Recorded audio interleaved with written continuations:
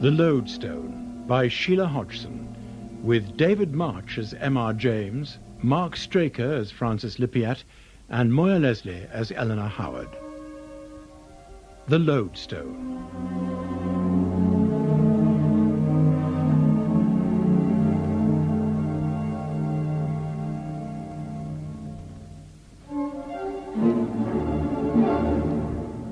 It never ceases to amaze me, the behaviour, the pettiness, the sheer oddity of one's memory.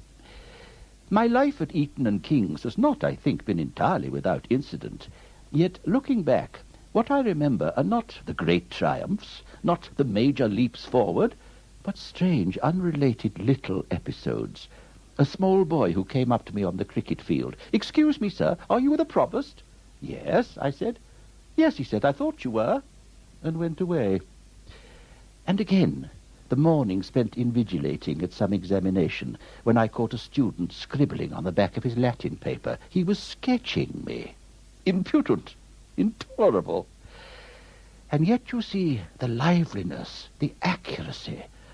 Francis Lippiat could draw. He could not translate Homer, but my word, he could draw. A fact which came to my mind some years later, when George Masterman of the Masterman Press had asked me to recommend an illustrator for my book on English abbeys. I'm sorry to make an issue of this, Dr. James. It was, however, on your recommendation. You gave us the name. Francis Lippiat, yes, indeed. I think very highly of Lippiat's work, Mr. Masterman. He did some fine studies of the chapel at King's. He possesses an eye not just for the externals of a building, the shape of a tower. He can catch the atmosphere... Possibly. You have his portfolio? I have. He has finished the sketch of Ford Abbey, the Priory at Montacute, Wenlock Ruins? Yes. Capital, excellent. Dr. James, have you seen these pictures? Not as yet. I have shown them to my board of directors.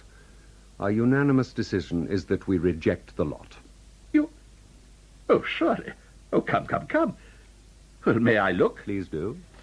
I cannot believe they are so devoid of merit. Rumsey, yes. A good, clear angle on the tower. Nice detail about the belfry. And nothing strikes you as odd? On the contrary, I consider the draftsmanship splendid. The composition first class. And the... Oh. You have found it.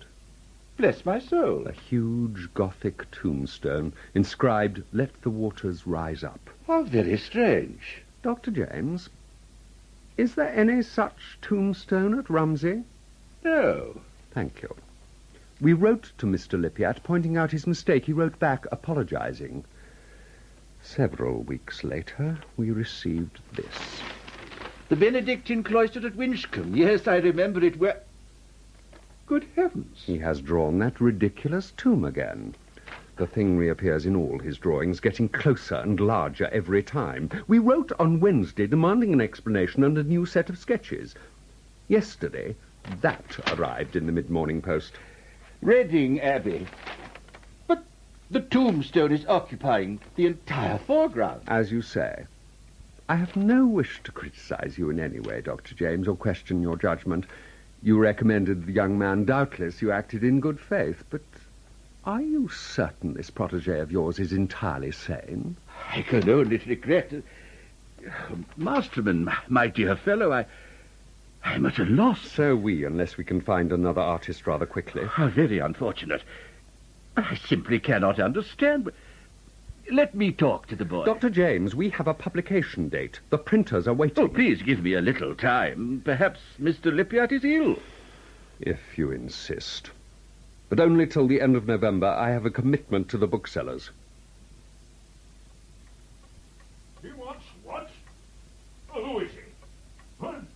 Doctor? I didn't send for a doctor. Yes? Colonel Lippiat, good morning, sir. Oh, you were not invited to my house. No, I took the liberty of calling. Why? I must speak to your son on a matter of some urgency. You're misinformed, sir. I have no son. Forgive me, I understood that Mr. Francis Lippiat lived here. Nephew. Damn nuisance. Gone away now. Oh, I see. Perhaps you have his address? Yes? Capital. Perhaps I could have it? Why? As I said, a matter of some urgency. He is illustrating a book of mine. Oh, God, I know who you are. Montague James. My card, sir. So that clown from Cambridge who ruined Frankie's life. Get out! Colonel Lippiat, this is not courteous or even comprehensible. Out! Certainly not. I make a simple request for information why you should reply with abuse. You persuaded the boy to give up his academic career. With the best will in the world, he had no academic career. He had, however, a marked talent for colour and design. I paid good money for a sound education, and you encouraged him to mess about with paint. My suggestion, as I recall it, was commercial art. There is a considerable You'll be future... telling me next there was a future for Sodom and Gomorrah. Not according to the Bible. Come, come. Your nephew is a person of character and intelligence. I am sure you can trust him. Yeah, well, fond of the lad, only relation. Wanted to do me best, but art! And if you would be good enough to tell me where he is... Some bloody village in Cornwall. I should welcome more precise information. I'll stay there. Wrote it down on a bit of paper. A man of the world, got to be tolerant, reasonable person, but art! For God's sake, who would have thought that was in? That's right, sir. An artist. He's been in Tregarth these last 3 days. You'll find him in the churchyard, like as not. Sits around. Funny habit. Sits around making pictures of stones and graves. Something to do with church history, would it be? I have no idea what he thinks he's doing. Well, there's got to be a reason. Very odd. There was a stranger come to Tregarth only last week. They were asking about graves, too. I am looking for a young man, a Mr. Francis Lippiat. Yes, me dear, I heard you the first time. Ask at the vicarage, I would. You go down that path. That's the vicarage, see, over there. And that's the vicar looking at you out the top window. Dr. James? Dr. James! I thought I reckoned...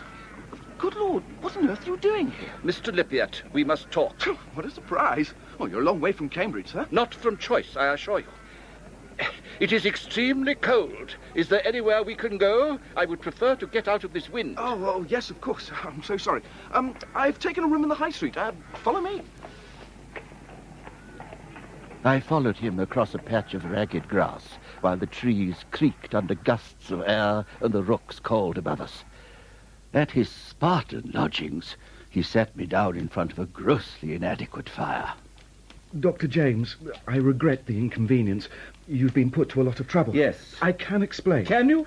Can you indeed, Mr. Lippiat? You have offended the Masterman press, you have probably lost your commission, and you have bitterly disappointed me. Your first job, what possessed you? I don't know. What are you doing, wasting your time in Cornwall? Do you realize there is a publication date? Where are your sketches? What is this on the table? Bless my soul, not again. I'm sorry. I know my behaviour is absurd, impossible. But I can't stop drawing that tombstone. I see it in my dreams. It haunts me day and night. My hand moves of its own volition. Oh. Let the waters rise up! Let the waters rise up! I see. Yes. Perhaps we should have medical advice. You are in a poor, nervous state. Either I am losing my mind, or somebody has put a curse on me. Oh, nonsense. It would be pleasant if you could make a cup of tea. Oh, yes, of course. Excuse me. We will not talk of curses or witchcraft. There is a logical explanation for your troubles. The stone exists, you know. I have done nothing but research for weeks. The stone is mentioned in a history of Judge Jeffreys. It was put up in memory of the witch. Do be careful with that kettle. She was burnt in this village, in Tregarth, in 1691. If the lady was lamentably burnt, I fail to see how there can be a grave or a headstone. No. It was a memorial. Her mother had it built, and I am going to find it. He ranted on in this manner for some time, while the room filled slowly with smoke, and I drank cup after cup of quite abominable tea. After a while I persuaded him to take me over to the vicarage, where the vicar had stopped peering out of the top window and greeted us at the front door with somewhat suspicious alacrity. Good afternoon. I believe you are a stranger to the village. This is Dr. James. My name is Bodmin. Matthew Bodmin. How do you do? How do you do? The weather, I fear, is getting worse. Please, come in and wipe your feet. Have you travelled far, sir? From Cambridge. Aha. The seat of all learning, I am told. Not by anyone who happens to come from Oxford. A humorist. Excuse me, Mr. Lippiat. I'm afraid you've left the front gate open. Would you be good enough to shut it? Oh, yes. Yes, of course. Take him away. What?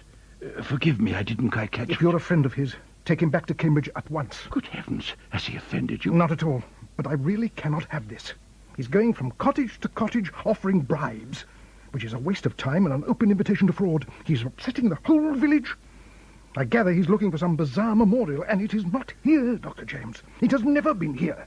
Do I make myself plain? Yes, it is, I agree, a deplorable obsession. I only wish I understood. You say this tombstone, this thing inscribed, let the waters rise up. It does not exist. I have been in the parish for several years, and I should most certainly know. The boy is suffering from a delusion. That, alas, is all too probable. I'm reasonably expert in such matters. I have examined the parish register.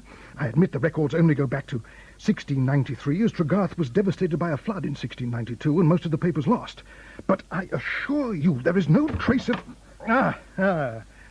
Thank you so much, Mr. Lippiat. We have to beware of sheep. They get into the churchyard. I didn't see any sheep. Listen, have you found the Tregarth stone? The Reverend Mr. Bodmin has just been explaining to me, Francis. It is not here. Not? But have you asked all the villagers? Yes, my dear young man. And so have you. There is no point in continuing. Quite. Now, the next problem is to find transport. We really must get back to the station. Is there a carriage available? Not in the village. Oh, dear me. Look, are you certain? I am sorry. This is becoming tiresome. You are the second visitor to ask absurd questions about a witch's headstone. There was someone else only last week. Someone else? Somebody else was trying to find the stone? Coincidence. I see it has started to rain. Oh, well, you'd better take my pony trap. We drove between sodden hedges while the rain poured down from a damp November sky. Lippiat had fallen into a deep gloom. His hands shook very slightly. He had not spoken since we left the vicarage.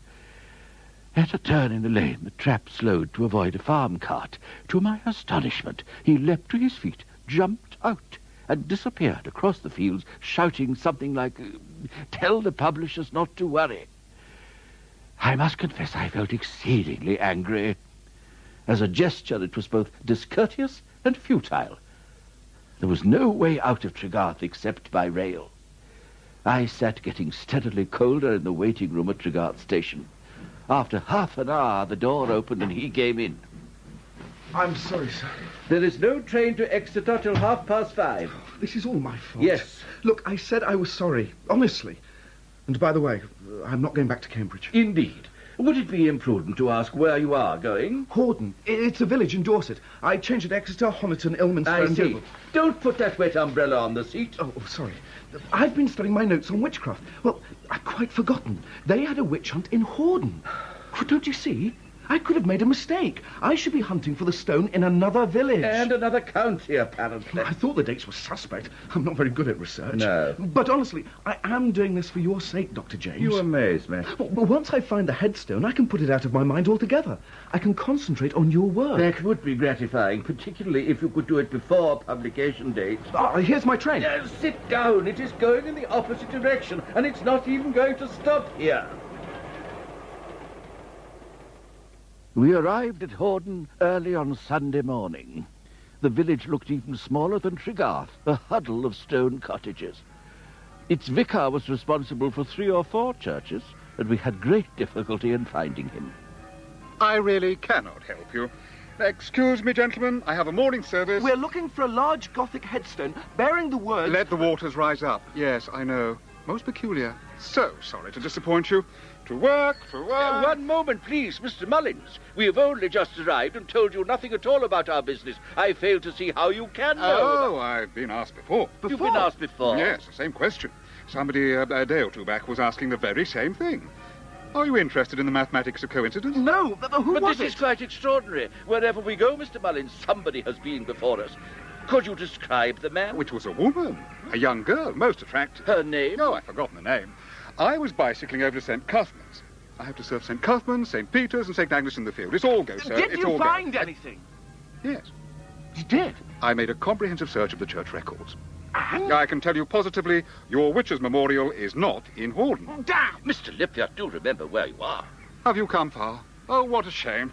I would offer you luncheon, but my cook's being confirmed. Thank you, we have had breakfast of a sort. But did you ask the villagers? Unreliable.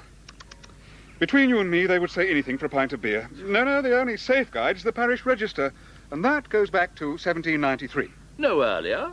Unfortunately, no. 1793. Oh, good day, good day. Nice to have met you both, and you must come again. At which the Reverend Mr. Mullins jumped on his bicycle and vanished down a field path, waving one hand as he went. After a minute, he appeared again, shouting. Winterset! What? I beg your pardon? Oh, God be gracious. I've had a thought. The young lady who came last week had made a list, a catalogue of all the villages which had any unusual monument, with particular reference to witchcraft. Did I mention she was looking for a monument for witch? Yes, yes. One of the names I distinctly remember. Winterset. It was Winterset. Now, why don't you go to Winterset and ask the vicar? Possibly because we do not know where it is. Where is it? On the Salisbury Plain. Of course it is. Winterset is on the Salisbury Plain. Now, do let me know how you get on. I should be most interested. Oh, mind out, sir. It was too late. Twisting round in an excess of cordiality, the Reverend Mr. Mullins shot headfirst into a ditch. He rose, totally unconcerned, and continued on his way. For our part, we returned to the station and made inquiries as to trains for Salisbury. There was nothing for several hours. I was in a somewhat less than amiable frame of mind when we did eventually arrive in Winterset. Well, that must be the church, and the graveyard is over here. He ran ahead of me, leaping over the gravestones. When I caught up with him, he had stopped as if petrified in mid-stride. Dr. James, it's there. I looked, and there indeed it stood, exactly as Lippiat had drawn the confounded thing. A great block of stone, carved with strange and intricate lines, and in the centre, as he said, the words, "Let the waters rise up." Bless my soul. Well, I congratulate you, Francis. Your search is at an end. I've found it.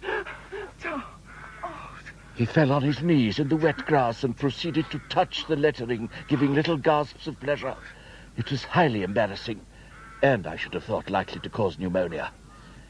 As I watched, I became aware of somebody approaching across the churchyard. My sight is not good. At first I took the cloaked and hooded figure to be the vicar of the parish. Then I realized it was altogether too slight a form, and must be a woman. Good evening. She wore somber clothing. She had shiny black hair drawn high under a hood, and as she came near, I saw her eyes were so dark as to be almost expressionless. I have been waiting such a long time. For me? For me? I knew you'd come.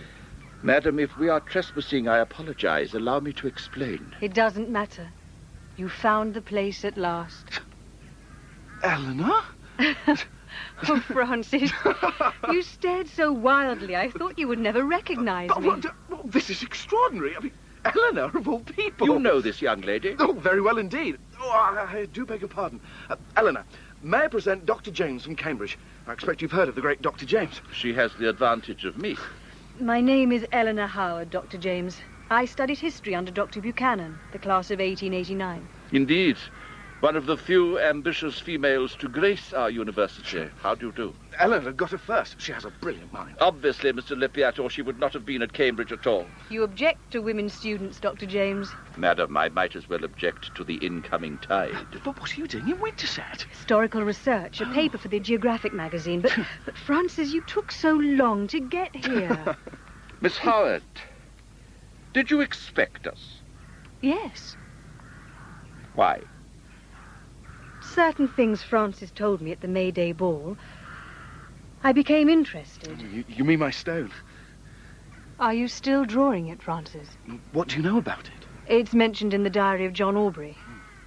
John Aubrey was a 17th century writer. Thank you, Miss Howard. I know who John Aubrey was. Of of course, forgive me. According to Aubrey, the stone was erected in the winter of 1691, in memory of a local witch. Strikes me as an act of reckless bad taste. Did he say where it was built? Oh, yes, at Tregarth in Cornwall. But the stone is here, in Winterset. From which we conclude that somebody moved it. Well, well. It has been a pleasure to meet you, Miss Howard. You will have to excuse us. Where are you going? I have every hope that we are both going back to Cambridge. Come along. No. Mr. Lippiat. Well, we can't leave Eleanor. I mean, Miss Howard. How long have you been here? Where are you staying? At the Antrobus. There is only one place in Winterset. Well, can they put us up? The question is academic, as we are not staying there. I am.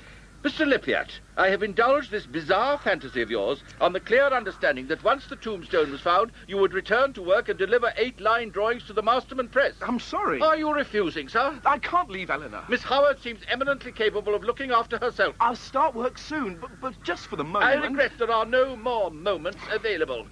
I shall return to Cambridge and tell Masterman to cancel the contract. You will, I trust, have the common decency to return his advance money. I felt and sounded absurdly melodramatic. I made what I hoped was a dignified retreat across the graveyard. I looked back once and saw he was not even watching me. He stood in earnest conversation with the girl. Oh, dear, dear, dear. I wept inwardly for my book. I wept outwardly when I got to the station and found there were no trains till the morning. In my utter confusion, I was forced to seek lodgment at the Antrobus Arms. A bed, my dear? Oh, yes, we can manage that. There's a young lady and a young gentleman staying here already. Not together, you understand. Just acquaintances, or so they said. But then, they come from Cambridge. I come from Cambridge, madam. Oh, that's nice for you. You'll find the young lady and gentleman in a dining room. I do not wish to meet them. May I see the room? And would it be beyond the realms of possibility to have a meal taken upstairs? On a tray, you want it? No, on a plate, if you would be so good. I could not bring myself to face the young couple again. I planned to slip away early the next day. I could cheerfully have slaughtered Francis Lippiat. And as for his female friend, there are many suitable places for decorative young women, but a university is not one of them, to my mind. The bed proved lumpy. As I lay there, wondering what the devil I could say to George Masterman, I heard voices below my window. Please listen to me, Francis. I beg you. No, I've gone too far. You have found the gravestone. Surely that's enough. But how did it get here? I don't know, and it doesn't matter. Dearest, come away. I could see their two figures outlined against the moonlit wall.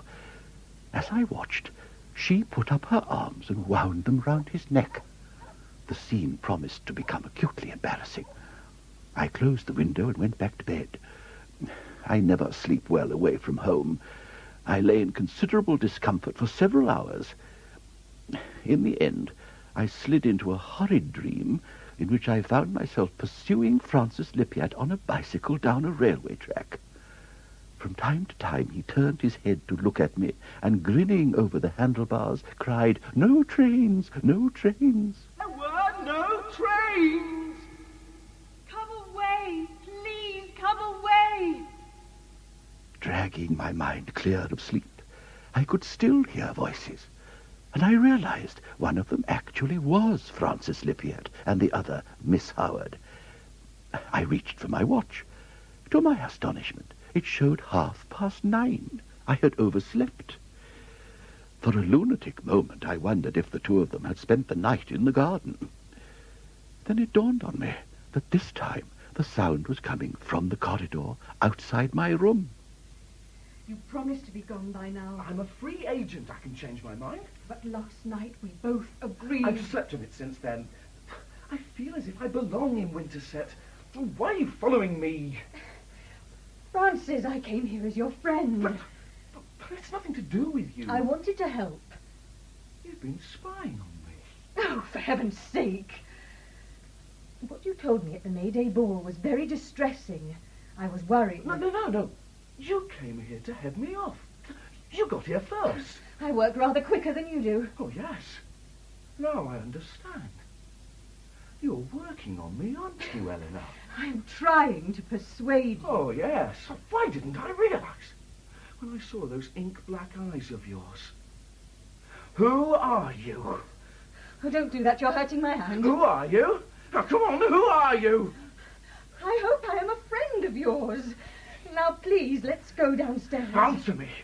Oh, you haunt my thoughts. You've crept inside my brain. I remember now. It started the day we met. Why did you do it, hmm? When did you put a curse on me? Francis, you know this is absurd.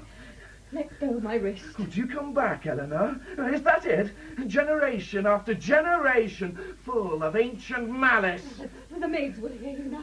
Now, come along, come downstairs. I'm face to face with evil. Stop that! Stop that, or I shall scream. I've been sent to put an end to your wickedness. For God's sake, let go. I know who you are. Lippiat! What in the name of heaven is this? James? You? Aren't you out of your mind? Well, sir, you'll not be wanting to stay another night. Probably not. Excuse me, have you seen Mr. Lippiat? It's none of my business, thank the Lord. I am looking for Mr. Lippiat. Yes, I shouldn't wonder. Oh, dear me. I suppose Miss Howard... Ah, now I can tell you where she is. She's gone. Vanished before the milk came without thanking me, though she did leave her money on the table. And while we're on the subject, your bill comes to 4 and 6pence. There's a carrier be leaving from the crossroads if you hurry. Madam, I am waiting for my friend. I left her swollen with disapproval, standing arms akimbo in the middle of her bar room. The place smelt faintly of beer and carbolic. I walked across the village green and came upon him standing beside a small brackish river. Dr. James, have you anything to say to me? Why did you come back? There were no trains. It's almost comic. You, bursting out of the room in your dressing gown when I thought you were miles away. I fail to see any humour in the situation. Quite frankly, I consider it the mercy of God that I was there. Francis, what in the name of heaven possessed you? You were about to attack that girl. I had made a very terrible discovery. Concerning Miss Howard? Dr. James, do you believe in reincarnation? Is that a serious question? Oh, yes. Then to answer you, I neither believe nor disbelieve. I am prepared to consider evidence. Oh, I have evidence. She is a witch. Bless my soul. I have no particular liking for female undergraduates, but even I should hesitate to call them witches. My dear boy, this is ridiculous. Do calm yourself. Why did she follow me? At the risk of pedantry, she did not follow you. She was several days ahead of you. Yes, and that too. How did she know so much about the stone? How did she find it? Possibly because, though it pains me to say so, her research work was rather better than yours. No. She has put a curse on me. Well, you've seen what's happened to me, to my work, to my mind. She is a witch. The original lady they burnt at Tregarth in Cornwall? Yes. Now listen to me. You have been under considerable strain. Some people, perhaps myself, have been urging you on, pushing you too hard.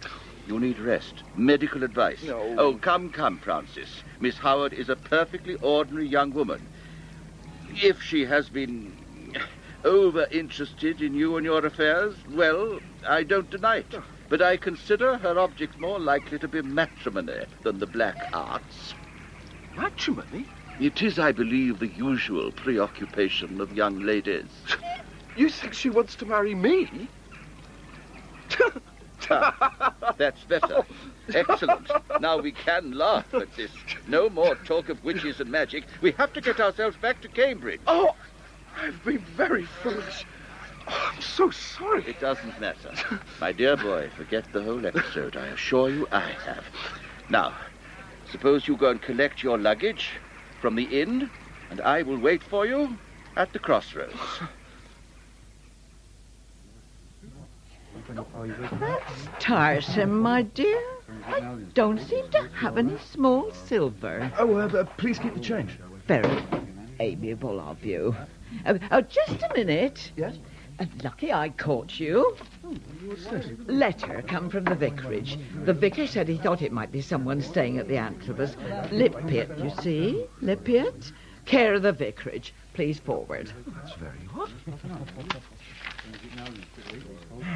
My dear Mr. Lippiat, I hope this finds you. I've no address, save Winterset. Still, Winterset is a small village, and if I throw myself upon the mercies of the vicar... My dear sir, good news. Glorious news. God is gracious, I have found your tombstone. Aha, you are saying. Aha, you are astonished. But I have some talent for research, and to my astonishment I find you are right, young fellow. You are right. The Witch's Stone did indeed stand outside the graveyard at Horden in 1791. It was in Horden. Unfortunately, it seems to have disappeared during the Great Flood of 1792. Do not thank me.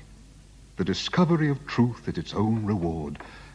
Though a small contribution to the bell tower, St. Cuthman's, St. Peter's... Francis, we really must go. It's getting late. Listen to this.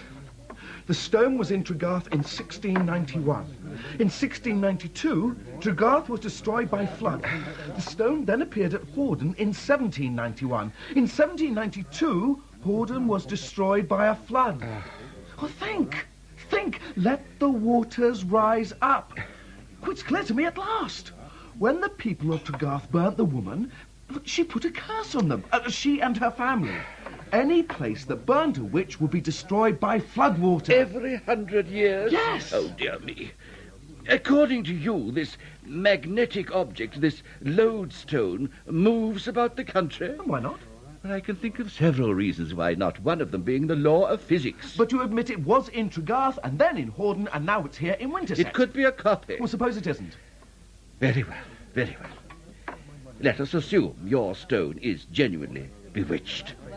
Wherever the confounded thing appears, the place floods. Yes. And this unwelcome miracle happens at regular intervals? Apparently, yes. Oh, dear, dear, dear. Tregarth flooded 1692, Horden flooded 1792. Francis, we have John Aubrey's word for it that Tregarth was destroyed on November the 2nd, 1692. You agree? Of course, and this is November 1892. Precisely. But today is November the 14th. Oh. Oh, indeed. The Ides of March have not only come, they have gone, without even a drop of rain. So much for your theory, I'm afraid. He had the grace to look abashed, and presently agreed his obsession had got altogether out of hand. The sky had faded to a dull grey pulsating with cloud. Fallen leaves whispered amongst the gravestones. I judged him in no condition to travel, and, with some reluctance, arranged for us to spend another night at the Antrobus Arms. I don't suppose you want any pudding. Some cheese, perhaps? They don't generally ask for cheese. Oh, I do apologise. That was a disgusting meal. Well, well. We have it on the authority of the French that the stomach likes sometimes to be surprised. Whether it likes a violent shock is another matter. Now, can we please make an early start in the morning? Of course. We have a great deal of work to do. I know. Dr. James, I want to thank you for all your patience and tolerance. Oh. You have been very good to me. Enlightened self-interest, I assure you. I want those designs. I must have seemed insane. A little overwrought, no more. Well, you'll be glad to hear it's finished. I've got it out of my system. I'm not even drawing the wretched stone anymore. Capital. Well, thanks to you. I think the turning point was the logic of your argument. The way you proved conclusively, from the dates and the timing, that there couldn't be anything sinister. Well, you can't argue with figures. Fortunately, we can do with a few more absolutes in this uncertain world. You asked for it. Cheese. Most gentlemen prefer my pudding. Ah. I'm glad she enlightened me. I might otherwise have taken it for a section of Stonehenge. Mine hostess had put me in a different bedroom. It was every bit as uncomfortable as the first. As I lay there, a thought crossed my mind. A rather horrid thought, to do with time, dates. Time, dates. Tregarth had been flooded on November the 2nd, 1692. Why should that fact disturb me? I sat up in bed. 1692. Oh dear me. In 1692, they would have been using the Julian calendar, not our modern Gregorian one. As I recall, England fell in line with the continent in the middle of the 18th century. To do this, they had to lose 12 days from the year 1751. They did it by the simple expedient of calling November the 2nd November the 14th. But in that case, bless my soul, November the 2nd in 1692 would be November the 14th in 1892. And today is the 14th. Oh, dear, dear, dear. One thing I determined. I was not going to pass that piece of unwelcome information on to Mr. Lippiat. He would read heaven knows what into it.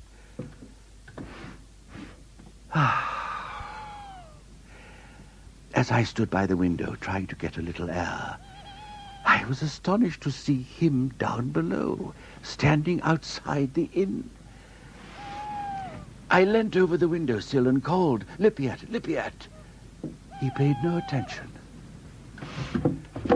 I pulled on my dressing gown and rushed outside.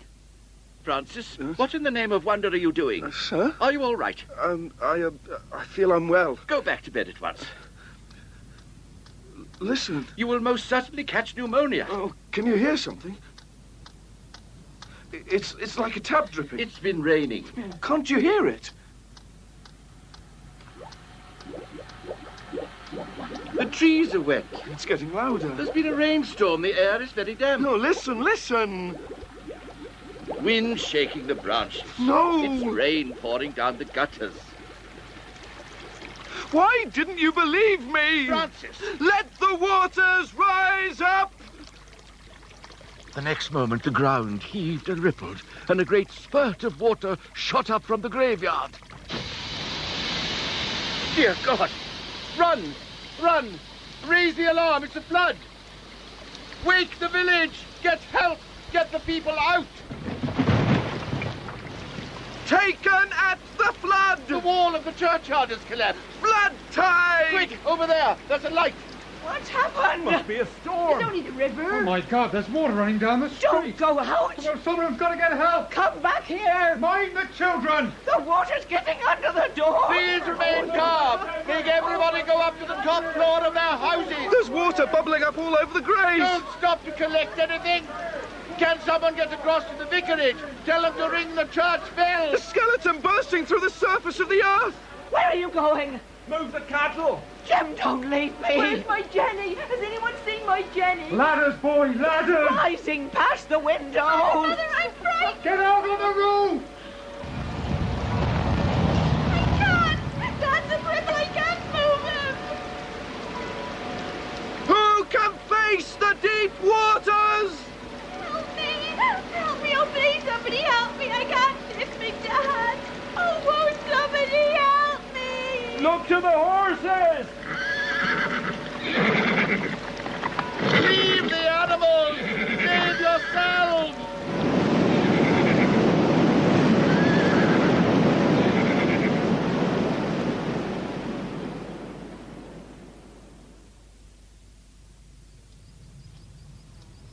The morning dawned on a scene of quite appalling devastation.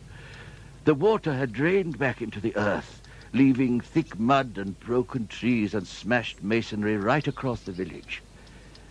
When the final count was made and a report presented to the authorities, it emerged that 4 buildings had been destroyed, 8 rendered uninhabitable, numerous cows and sheep had been drowned, and 11 people were dead. Dead? I'm very sorry, Colonel Lippiat.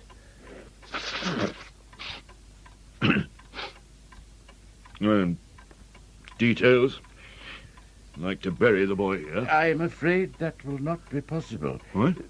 The fact is, they have not found his body. Oh, God.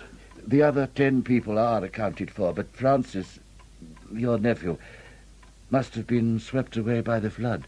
He was last seen by me. He showed great courage and disregard for his personal safety. He simply walked through the bubbling water as if it was not there. Bloody heroics. I beg your pardon? What do they do it for? A sense of duty, perhaps. He was a very talented man, a great loss. What, to art? To you, I imagine, and to society. We are the poorer for his going. You have all my sympathy. Well, that's the end of it. It was not, as it turned out, entirely the end of it. 2 years later, I chanced to be in the reading room of the British Museum and found myself face to face with a young woman. She stared at me across the catalogues and then said, Dr. James, Madam? you've forgotten me. Eleanor Howard. Bless my soul, of course. Winterset, the flood. I think perhaps we should talk outside. Yes, yes. Come into the main hall. And how are you, Miss Howard? Busy on research, as I imagine you are. You heard about the flood. You heard he died. Yes. Yes, I did. In justice to the dead, I think I should tell you that he bitterly regretted that extraordinary attack on you. He was not well. I know. He was suffering from delusions brought on by overwork. He saw you as some kind of witch. Francis. Francis thought I was a witch. So and more. He believed you were the reincarnation of the Tregarth witch. I see. Yes. The trouble with reincarnation, it always seems to me, is that you wouldn't know you were reincarnated. So it would be rather pointless. Poor Francis. What a waste. He would have made a brilliant artist. Yes, but he was no good at research, was he? Possibly not. He never seemed to realize that a witch can be either male or female. In Scotland, as a matter of fact, they were generally male. I don't entirely follow you. The Tregarth witch was male. I've thought so all along. And only recently I came across letters which refer to the Tregarth witch hunt and a curious stone put up by a woman in memory of her son. Her son? Whose name is given as Francis Lippiat. Bless my soul. If he had known... Oh, that's the whole point, don't you see? He didn't know. I'm not a witch, Dr. James. But he was. Closing time, please. Closing time in half an hour. I neither believe nor disbelieve. I am, however, always prepared to examine evidence. During the long vacation, curiosity took me back to Winterset. I thought I might re-examine that strange memorial. It wasn't there. It must have been destroyed by the flood. Only, it was a great slab of stone, deeply rooted in ironwork. And it wasn't there. You do see what really worries me. Where has he gone?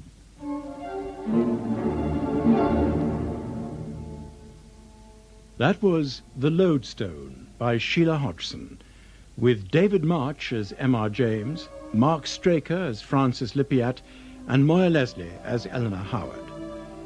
George Masterman was played by Christopher Good, Colonel Lippiat by Stephen Thorne, the Reverend Matthew Bodmin by Geoffrey Whitehead, and the Reverend Simon Mullins by Philip Sully. Joan Matheson played the landlady of the Antrobus, and Joan Walker, the village woman.